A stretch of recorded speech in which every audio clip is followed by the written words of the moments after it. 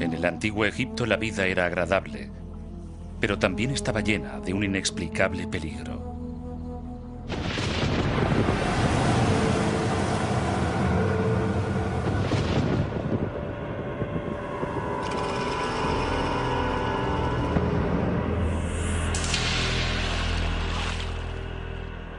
Para entender su universo, los egipcios hicieron una cosa notable.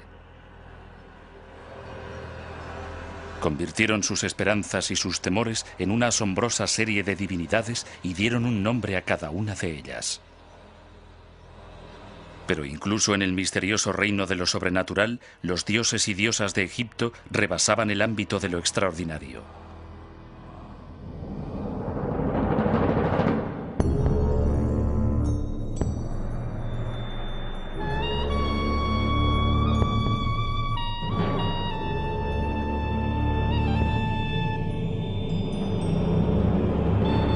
Egipto.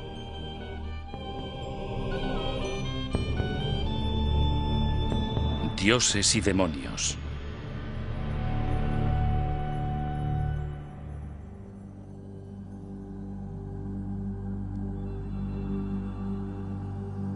En Egipto había una multitud de dioses, y eran tan complejos y misteriosos como la civilización que los engendró.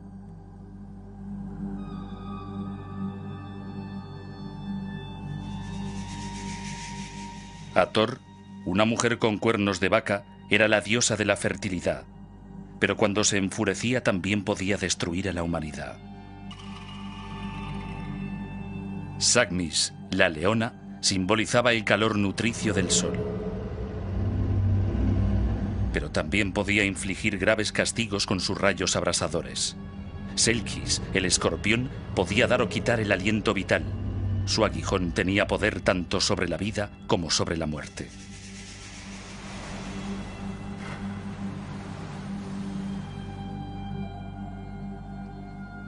La dualidad de los dioses era producto de la experiencia adquirida a lo largo de miles de años. El universo tenía una cara buena y una cara mala. Requería una vigilancia y un control constantes. Para mantener el necesario equilibrio, los egipcios buscaron la ayuda de los dioses. Los dioses nacieron al comienzo de los tiempos. Según la mitología egipcia, en el inicio no había ni cielo ni tierra, ni día ni noche, ni vida ni muerte, solo la oscuridad y el agua primigenias. Después, en un episodio que reflejaba la inundación anual del Nilo, las aguas se retiraron y apareció un poco de tierra que formó el montículo de la creación.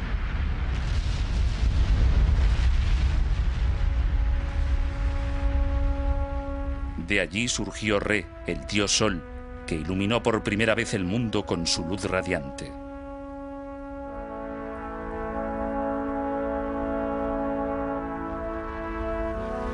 Re creó las divinidades del aire y del agua, y separó la tierra del cielo, permitiendo así que se desplegara el resto de la creación.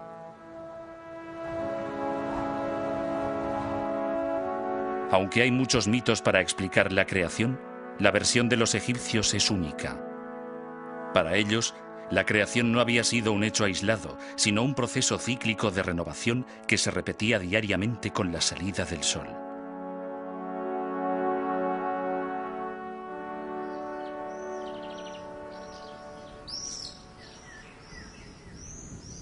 El mito de la creación se materializaba en todos los templos del antiguo Egipto.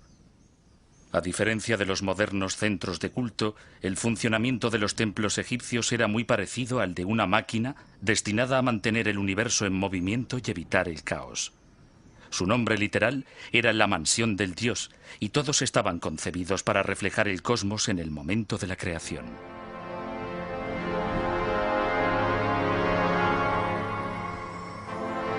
Dos grandes torres llamadas pilonos flanqueaban la entrada. Pensados para representar el horizonte, los pilonos estaban alineados de tal forma que el sol se levantaba entre ellos. Para alejar al mal, los pilonos estaban decorados con diversas imágenes del faraón dominando a sus enemigos. En el interior del templo, bañado por los rayos vivificadores del sol, se abría el patio. Era el límite último para la gente común.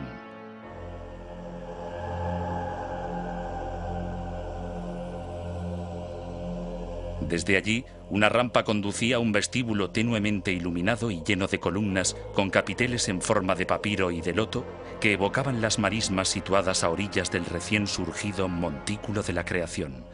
Sus capullos y flores simbolizaban la fertilidad de la creación a punto de desplegarse. Más allá estaba el santuario, donde la estatua del dios era el centro de un ritual sagrado.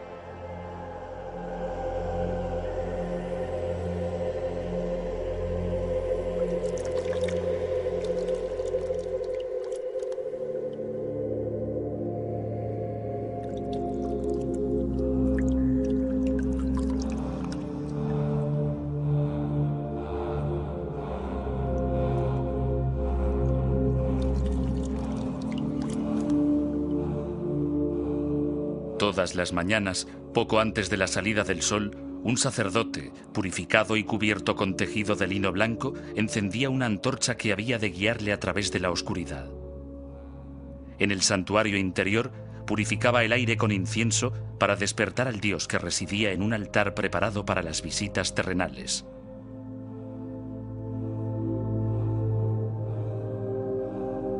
El sacerdote se identificaba con el dios. Solo el rey, él mismo, un dios, podía estar en presencia de la divinidad, salvo que delegara su autoridad en un elegido. «Es el rey quien me envía», decía el sacerdote. Entonces se abría la capilla, se descubría el dios y se representaba el momento de la creación tal como había sido en el comienzo de los tiempos.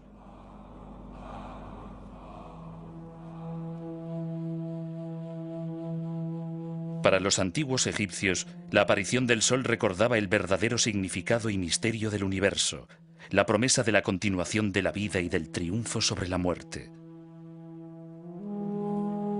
También marcaba el comienzo y el fin de un viaje épico.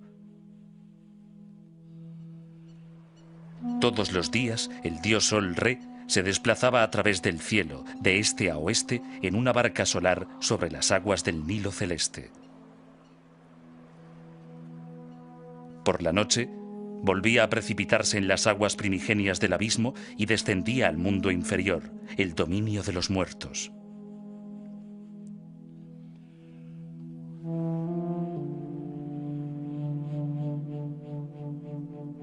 Para que Re renaciera, debía completarse el ciclo.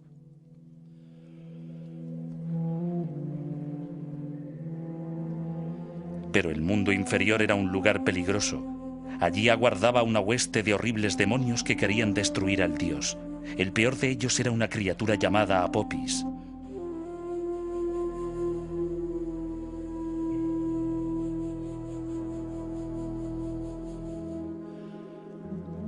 En la cámara sepulcral de un faraón, Vivian Davis, conservador de antigüedades egipcias del Museo Británico, inspecciona una inscripción que describe el tramo más peligroso del viaje. Esta escena tan importante muestra al dios solar Re, con sus sirvientes divinos, en su barca sagrada durante el viaje a través del mundo inferior. Es un viaje lleno de peligros, ya que Re se encontrará con las poderosas fuerzas del mal, de la oscuridad y del caos. La más notable de ellas es una serpiente gigante, Apopis, que quiere destruirle. Estos sortilegios escritos con jeroglíficos aseguran que Re saldrá indemne. Este jeroglífico, que representa a Apopis, la muestra muerta, decapitada con un cuchillo. Así Re, cuando llegue el alba, volverá a levantarse y el rey muerto resucitará con él. La resurrección del rey, al igual que la renovación del cosmos, era un concepto básico para la continuación del mundo tal como lo concebían los egipcios. La continua lucha de la vida contra la muerte y del orden contra el caos debía dominar la actividad cotidiana de los antiguos egipcios. Cuando necesitaban ayuda, lo primero que hacían era recurrir a sus dioses.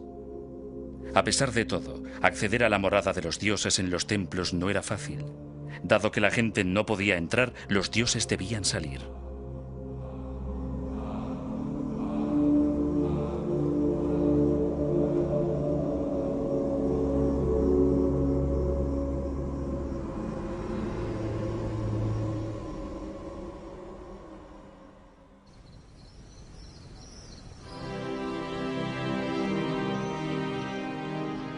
En Tebas, la antigua capital situada en la orilla oriental del Nilo, los grandes templos de Karnak y Luxor son una prueba irrefutable del poder de los dioses.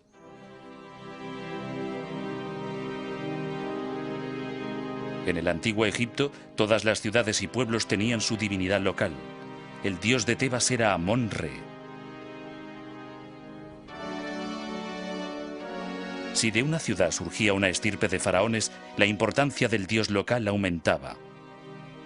Eso fue lo que sucedió en Tebas. A comienzos del Imperio Nuevo, hacia el año 1550 antes de nuestra era, Amón-Re era el rey de los dioses de Egipto. Su estatua de culto residía en el principal templo del estado, el magnífico templo de Karnak, el mayor del mundo.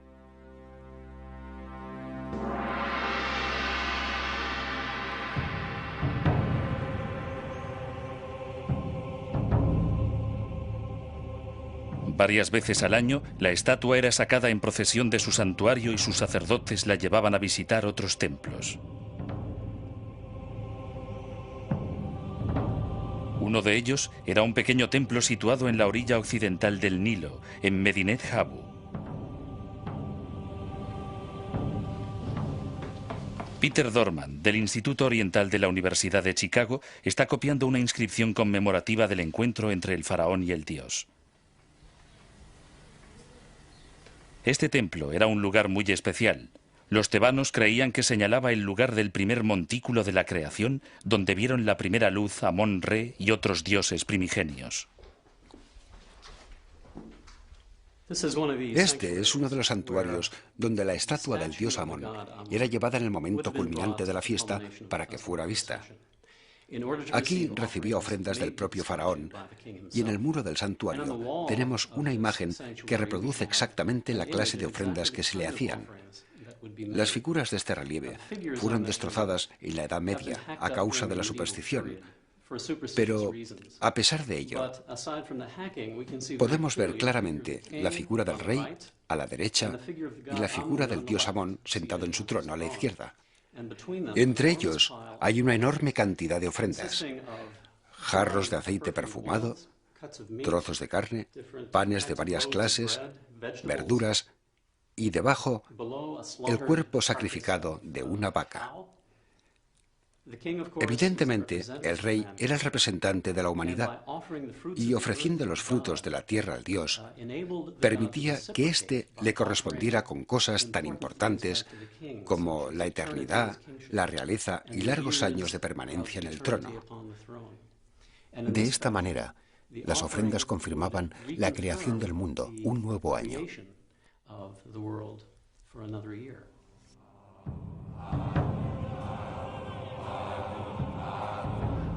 Con la procesión del dios culminaba la fiesta. Para los egipcios era algo que debía celebrarse.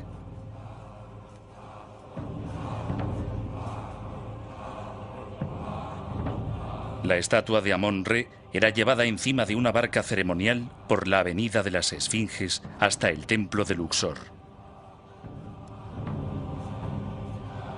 A causa del carácter sagrado de la imagen, la estatua de Amón-Re no podía ser vista y se ocultaba bajo un lienzo. En el camino, capillas levantadas para la ocasión y llenas de ofrendas proporcionaban descanso al dios y a los sacerdotes, mientras los vendedores que se situaban en torno a la ruta ofrecían comida a la multitud. La procesión era una de las escasas ocasiones que el pueblo egipcio tenía para acceder a un dios tan importante.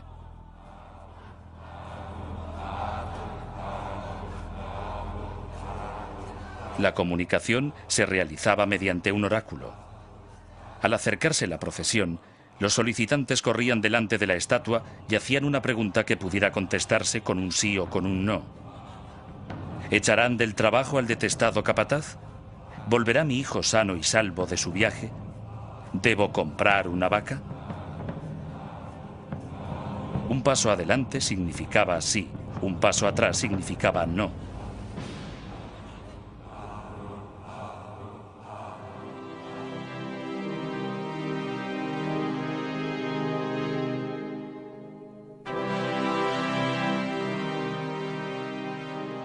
Los oráculos eran la última palabra de la intervención divina.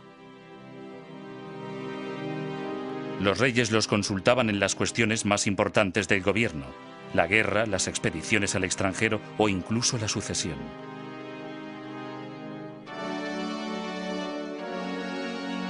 Pero nadie los utilizó mejor que Hatshepsut, la reina que quería ser rey.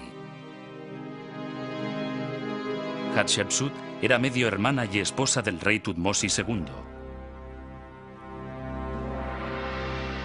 Cuando este murió, su hijo, Tutmosis III, era demasiado joven para gobernar y por ello Hatshepsut se convirtió en regente.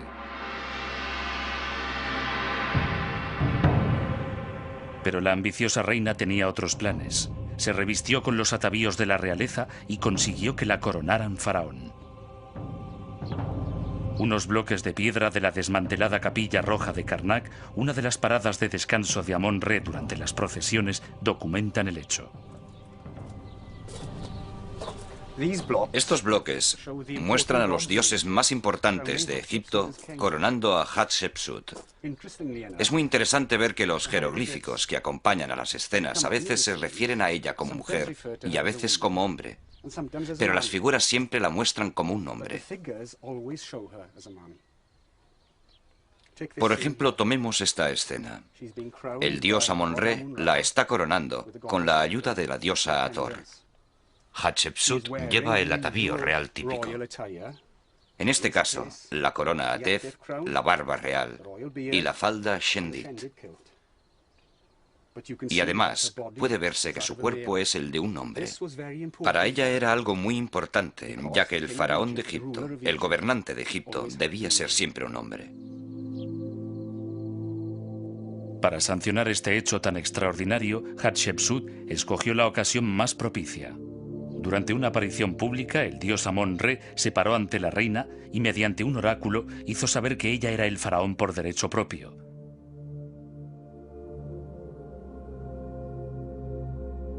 Fuera por intervención divina o por manipulación humana, el oráculo tenía la fuerza de la verdad. Lo que era bueno para los dioses era bueno para Egipto.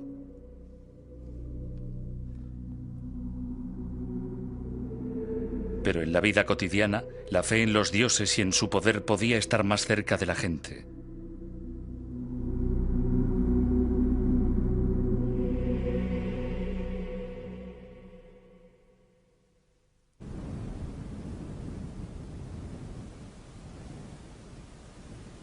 «1400 años antes de nuestra era, este pueblo del desierto llamado ahora Deir el-Medina era el hogar de los artesanos que construían las tumbas del Valle de los Reyes. El ambiente extremadamente seco del lugar ha permitido que aún hoy podamos hacernos una idea de la vida cotidiana de sus moradores. Una vida mediatizada por las divinidades y los demonios desde la cuna hasta la sepultura e incluso más allá.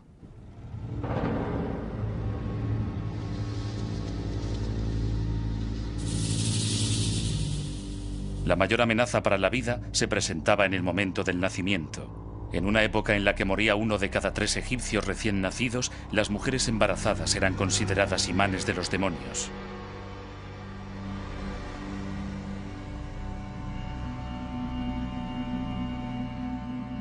Dar a luz era un feliz acontecimiento, pero al igual que la creación del mundo estaba rodeado de peligros.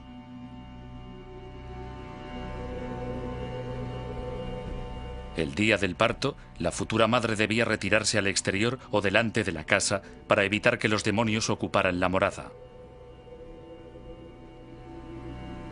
En muchos hogares, los arqueólogos han identificado lo que podría llamarse una caja de partos. Construida para proteger y acoger a la madre y al hijo, estaba decorada con un desfile de divinidades de aspecto feroz. La diosa Tueris tenía el cuerpo de un hipopótamo embarazado, la cola de un cocodrilo y a menudo empuñaba un cuchillo. los hipopótamos tenían fama de ser unos feroces defensores de sus retoños. El dios Bes era un enano de piernas arqueadas con melena de león y una lengua prominente con la que parecía que intentaba intimidar a sus enemigos. Cuando se acercaba el momento del parto, se utilizaba un objeto hecho con un colmillo de hipopótamo y adornado con figuras de Tueris, de Bes y de otros poderes defensivos para trazar un círculo protector alrededor de la cama y después también alrededor de la cuna del recién nacido.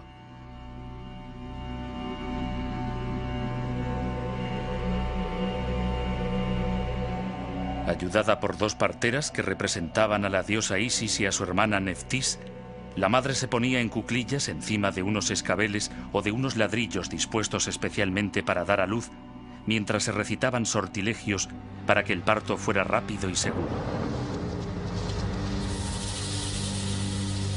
Un mago llamado Conocedor de las Cosas presidía el ritual.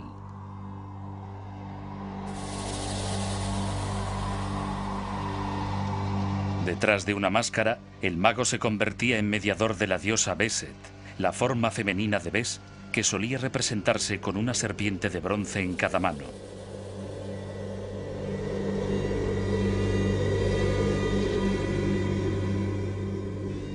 Unos crótalos de marfil alejaban cualquier riesgo.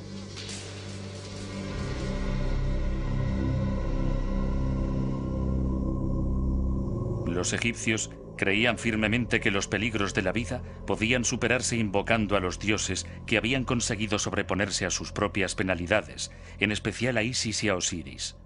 La saga épica de sus sufrimientos llegó a ser la base de muchas creencias y prácticas egipcias.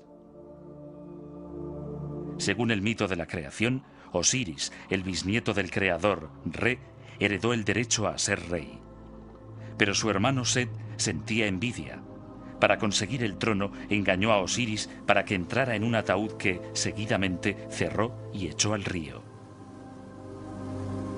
Isis, la esposa y hermana de Osiris, salió en busca de su esposo muerto. Cuando lo encontró, utilizó sus poderes mágicos para devolverle la vida. Pero Set no se inmutó. Cortó a su hermano en pedazos y volvió a lanzarlo al río. Isis recuperó suficientes trozos para concebir un hijo. Entonces Osiris descendió al mundo inferior para convertirse en rey de los muertos, mientras Isis se escondía en las marismas para proteger al recién nacido Horus, el auténtico heredero.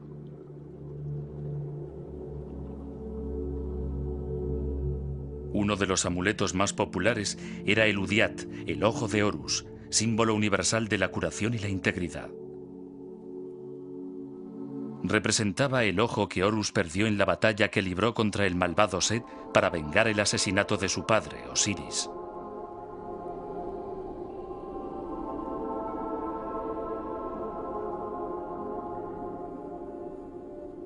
El uso de amuletos para alejar el mal y atraer la buena suerte estaba muy extendido. El Ang, el signo jeroglífico que significa vida, era un poderoso símbolo de protección.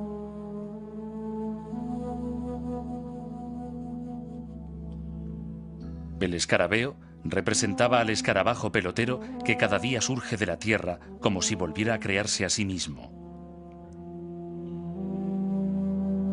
Como una imagen simbólica del renacimiento, empuja una pelota que recuerda la esfera del sol que cruza diariamente el cielo.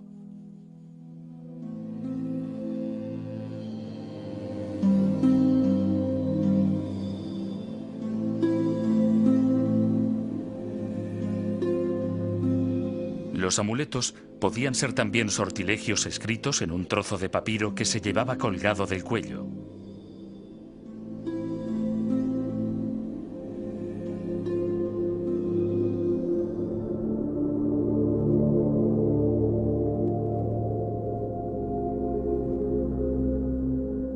Uno que se utilizaba para mitigar el dolor de cabeza decía así: «Vuélvete, Sajequec, demonio llegado del cielo y de la tierra, cuyos ojos están en la cabeza y cuya lengua está en las nalgas».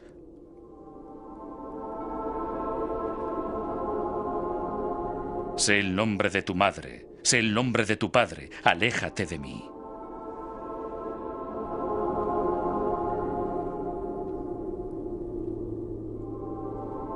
Pero la causa de una enfermedad o de una desgracia no siempre estaba clara. Tal vez se había ofendido a los dioses.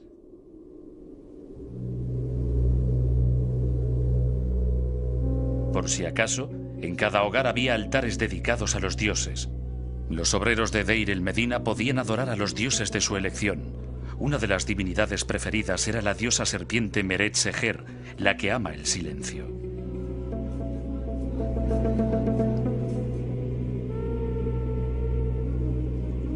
Para asegurarse de que las plegarias serían escuchadas, grababan orejas en estelas votivas de piedra.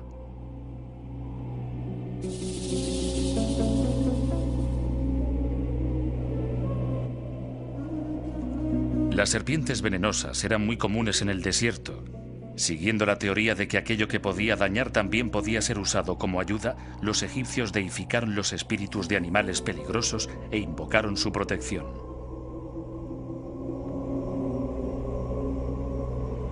A la sombra de las grandes pirámides de Giza, los arqueólogos han descubierto el cementerio de los obreros. Aunque sus tumbas son más humildes que las de los faraones, para ellos no era menos importante asegurarse la vida en el más allá. En una de estas tumbas, Zaghi Hawass, director del complejo de Giza, encontró la maldición dejada por un artesano llamado Peteti. Esta tumba es de uno de los artesanos que trabajaron en la construcción de las pirámides hace 4.600 años. Vemos que se llamaba Peteti y que construyó su tumba utilizando material de desecho de las pirámides. Pudo conseguir grandes bloques de piedra caliza como este e hizo inscribir en él una interesante maldición. Oigan lo que dice. Leemos desde la izquierda. Escuchadme. Nunca hice nada malo en mi vida. Por eso los dioses me aman. Si alguien toca mi tumba, se lo comerá un cocodrilo, un hipopótamo y un león. Su mujer dejó la misma inscripción en el reverso, pero añadió, y un escorpión y una serpiente. Cosa que prueba que en el pasado las mujeres eran más vengativas que los hombres.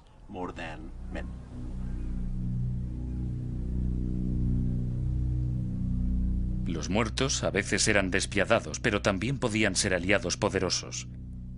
Ya que los demonios y las divinidades residían en el mundo inferior, los aldeanos dedicaban altares en sus casas a los antepasados y les hacían ofrendas.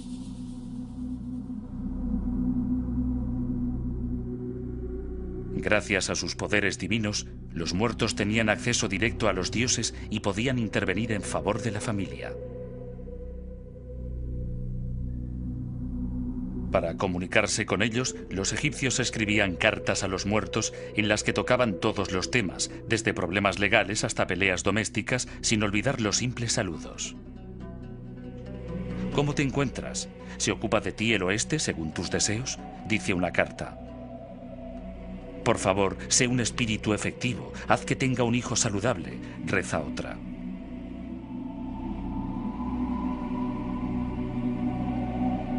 Pero no todos los antepasados estaban dispuestos a interceder por los vivos. Los que habían sufrido algún desaire después de muertos o que guardaban algún rencor podían regresar y perseguir a su familia. En el año 1200 antes de nuestra era, un hombre creía que la desgracia que le acechaba podía ser obra de su esposa fallecida. Para reprochárselo, le escribió una carta recordándole que había sido un marido atento y fiel, y que no era culpa suya que estuviera fuera de casa cuando ella murió.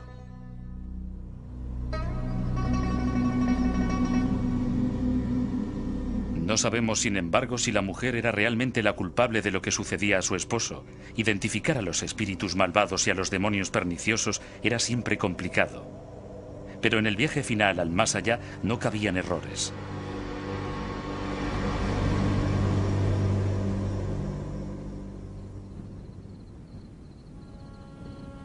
Cuando hacia el año 2580 antes de nuestra era se construyó la Gran Pirámide, fue considerada como un vehículo para que el faraón consiguiera la inmortalidad.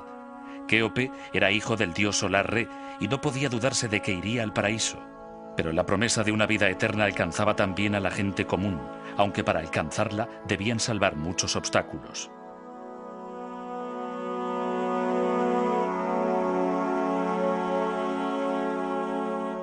El secreto de la inmortalidad residía en el mito de la creación, según el cual Re descendía al mundo inferior para encontrarse con Osiris, el dios de los muertos, y después renacía con la salida del sol.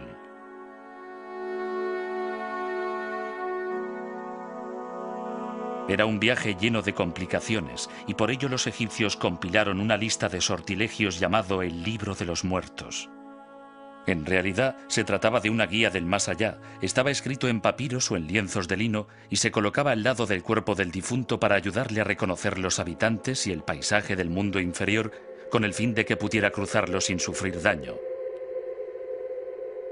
En este libro hay sortilegios para ayudar al fallecido a recordar su nombre. Un alma sin nombre deja de existir.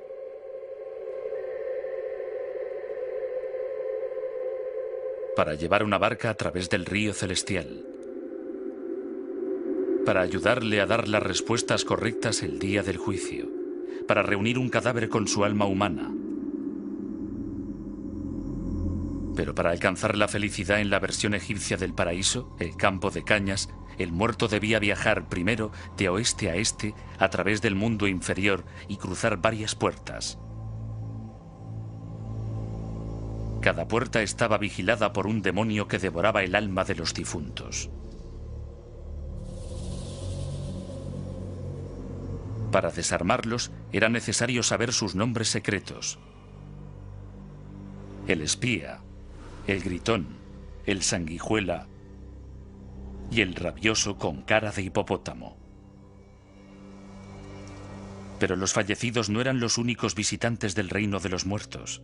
Por la noche, los que dormían y soñaban también bajaban al mundo inferior para comulgar con los dioses. Se creía que un sueño era una revelación de la verdad y su simbolismo, aunque no siempre claro, era una profecía de algo que podía ser bueno o malo. Para saberlo, los egipcios consultaban a personas que tenían el don de interpretar los sueños. Un celebrado escriba de Deir el Medina, llamado Henger Hopsef, poseía su propio libro de los sueños. Es el único que se ha encontrado y contiene gran cantidad de interpretaciones.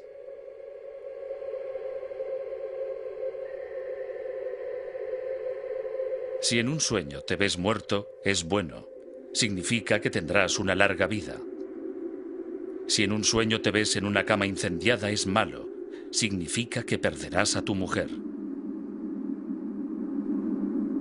Si en un sueño te ves bebiendo cerveza caliente, es malo. Significa que sufrirás.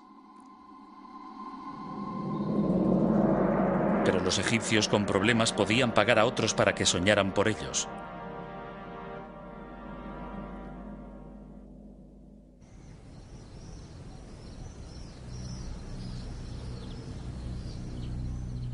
Hacia el año 300 antes de nuestra era, los sueños eran una industria e interpretarlos un gran negocio. No muy lejos de las pirámides de Saqqara, cerca de la moderna ciudad de El Cairo, un sacerdote llamado Hor escribió un notable relato de su actividad. Muy solicitado, gracias a la exactitud de sus interpretaciones, dejó constancia de su éxito sobre diversos fragmentos de cerámica. En conjunto, 65 textos que se remontan al año 147 antes de nuestra era.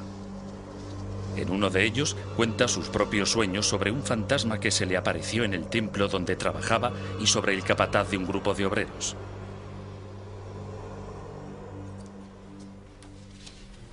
El egiptólogo John Ray de la Universidad de Cambridge tradujo el texto de Hor. Cierta noche, el sacerdote Hor de Sebenito tuvo dos sueños. Uno de ellos era bastante divertido y el otro mucho más serio. En el primero soñó que bajaba por la avenida que cruzaba el lugar donde trabajaba. Era una noche de luna llena y el camino estaba rodeado de tumbas. Entonces, en medio de la avenida, vio a un fantasma que le miró y le dijo: ¿traes la comida para los 60.000 ibis?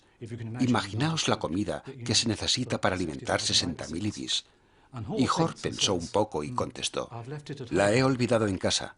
Creo que todos hemos tenido sueños parecidos a este, en los que debemos hacer algo y nos damos cuenta de que no podemos o de que hemos organizado un lío.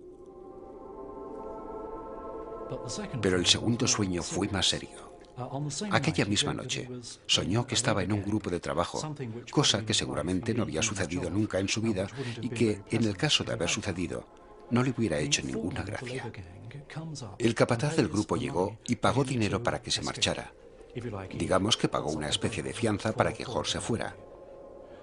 Y Jor se marchó a su pueblo natal. Pero los obreros del grupo le persiguieron. No querían dejarle partir y lo habían rodeado. Y cuando levantó la cabeza, vio al capataz, el que había pagado por él. Y el capataz le dijo: te has metido en un buen lío. No soy el capataz, soy un dios. Ya te lo advertí. No debes adorar a ningún otro dios. Y Jor contestó: no lo volveré a hacer.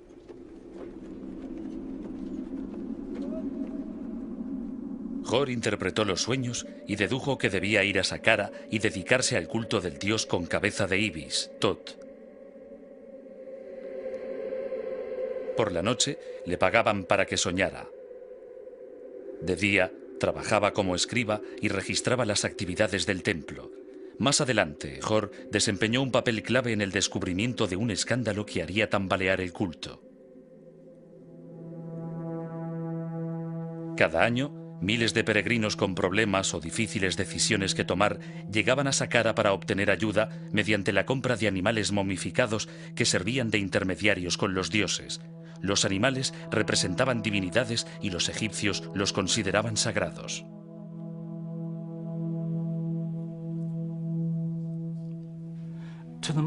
Al hombre actual, una cosa así debe parecerle muy extraña. Había templos dedicados a varios animales: gatos, perros, pájaros, etc. Y estos animales se enterraban momificados y pasaban al reino de los dioses. Y, por alguna razón, la gente venía de todo Egipto, incluso de fuera del país, para visitar el lugar. ¿Por qué lo hacían? Lo hacían principalmente porque creían que estos animales formaban parte de un mundo que no estaba a su alcance, y al encontrarse en el mundo de los dioses, podían comunicarse con ellos.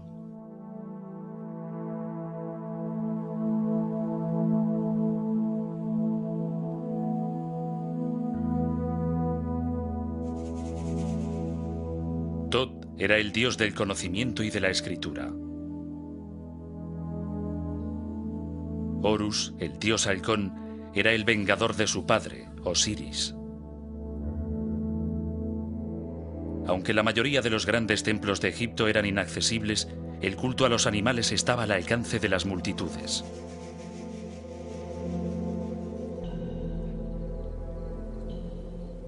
Aquí había algo mucho más humano, mucho más personal.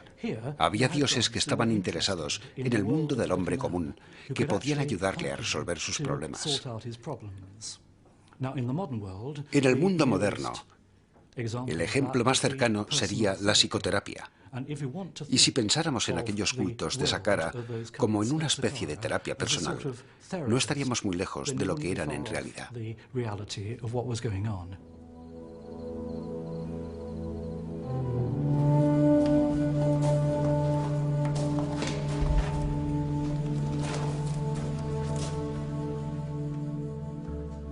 Debajo de los templos había una serie de catacumbas llenas de vasijas y tinajas con las momias de los animales sacrificados a los dioses.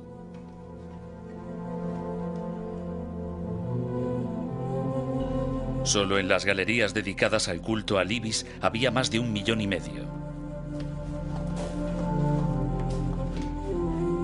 Un equipo de arqueólogos dirigidos por Paul Nicholson de la Universidad de Gales, que trabajaban para la Sociedad de Exploración de Egipto, investigó las catacumbas para estudiar la extensión de estos cultos. En el pasado, los ibis llegaron a ser el ave más común de Egipto, pero en Saqqara los sacerdotes los criaban en cautividad en un lago próximo al templo y cuando era necesario los sacrificaban y momificaban.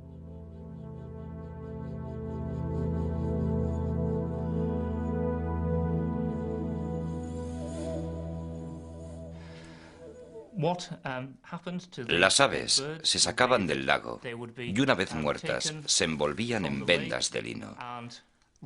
En este ejemplar aún pueden verse algunos rastros del vendaje. En unos casos podían ser evisceradas, en otros solo desecadas o sumergidas en natrón. Fuera cual fuera el método empleado, después se envolvían con vendas. Aquí dentro habría un ave más o menos así. En algunos casos, el vendaje podía ser muy complicado. A veces, encontramos pequeñas figuras votivas que muestran a uno de los dioses asociados con la necrópolis de animales.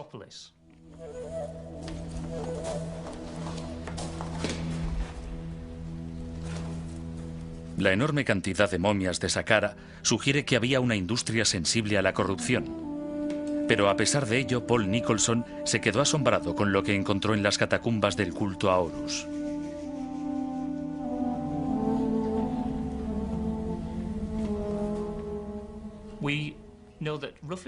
Sabemos que el mismo proceso se utilizaba para la momificación de los halcones. Pero al ser aves de presa, mucho más difíciles de criar en cautividad que el ibis, a menudo encontramos que en lugar de la momia de un halcón u otra ave de presa, hay parte de un ibis, simplemente palos, o a veces parte de un halcón vendado, para que parezca una momia completa del dios.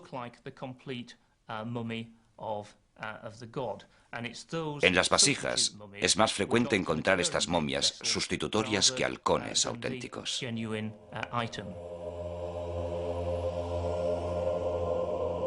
Según Hor, que narró el hecho, 6 sacerdotes, 3 del culto del halcón y 3 del culto del ibis, fueron juzgados y condenados por engañar a los peregrinos vendiéndoles momias falsas.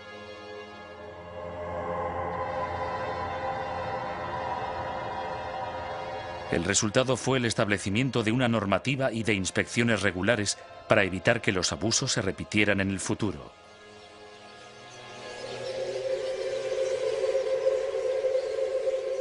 Mientras en Saqqara se sacrificaban millones de animales, en el resto del país la muerte de ciertos animales era una razón para el duelo nacional.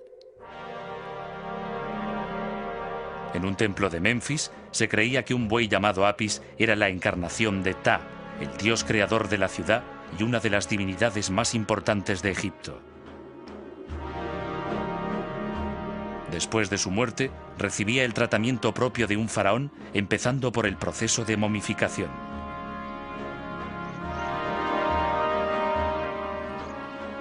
Al lado del santuario, Michael Jones, del Centro Americano de Investigación de Egipto, identificó el emplazamiento donde fue purificado el cuerpo embalsamado de un buey Apis.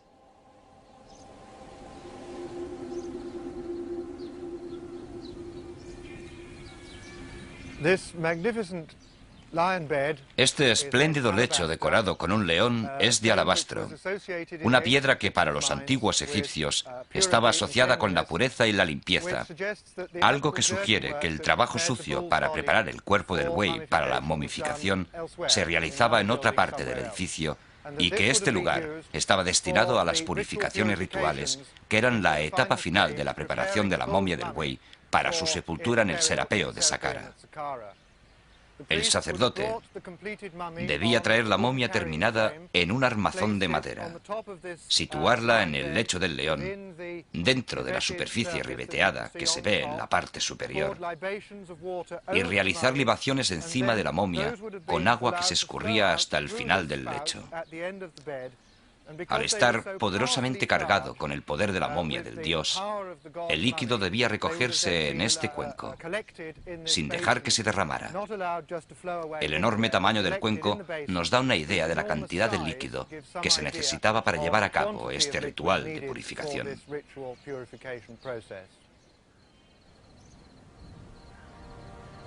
Después de embalsamado, el buey sagrado se llevaba a Saqqara para su sepultura en las extraordinarias catacumbas que conocemos como el Serapeo. Una galería de más de 100 metros de longitud se abre a 28 enormes cámaras, cada una empequeñecida por un sarcófago gigantesco tallado en un solo bloque de granito de más de 80 toneladas.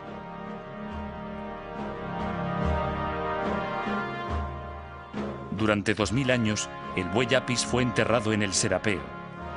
Algunos en sarcófagos de piedra, los más antiguos en ataúdes de madera que datan de la 18ª dinastía, cuando Egipto vivía su momento más glorioso.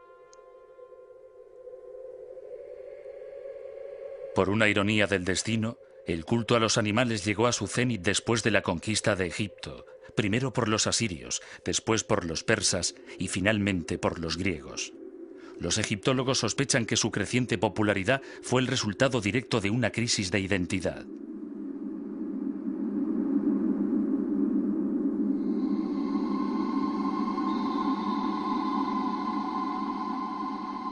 Por primera vez en su larga historia, Egipto ya no era el centro del universo.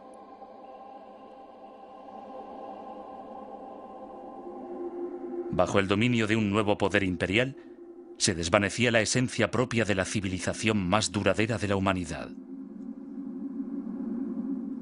En el centro de la confusión, los egipcios regresaron a lo único que era realmente suyo, su misteriosa religión.